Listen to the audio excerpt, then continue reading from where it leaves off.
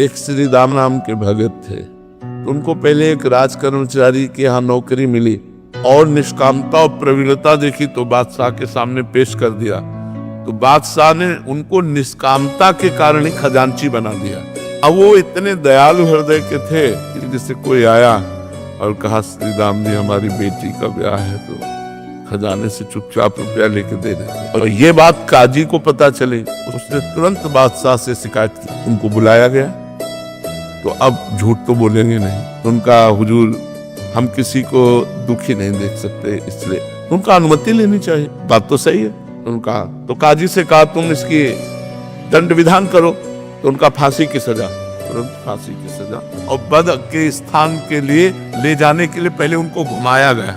इधर उनको ले गए, इधर जो है एक झोली टांगे हुए श्याम वर्ण का 14 वर्ष का बालक आकर खड़ा हुआ और कहा सलाम हुजूर। देखा तो देखते ही आश्चर्यचकित हो गए, इतना सुंदर रूप। बोले कौन हो?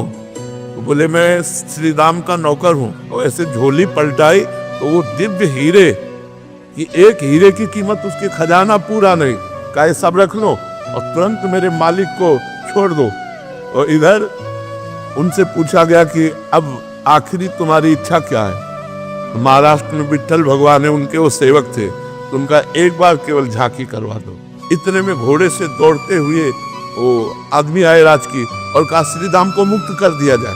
तो बादशाह ने बुलाया और कहा कि वो तुम्हारा नौकर वो हीरे डालकर पता नहीं कहाँ चला गया। तुम इतने धनी थे, हमें क्या पता कि हम तुम्हारे गुलाम बन सकते हैं। ऐसे हीरे तुम्हारे पास है, तुम्हारा नौकर लेकर के आया, तुम पहले क्यों नहीं बताया? तो उनका हुजूर हम आपके ही नौकर हैं, हमारा कोई नौकर नहीं है, आप विश्वास मान। बोले कैसे विश्वास मान? वो कह के गया।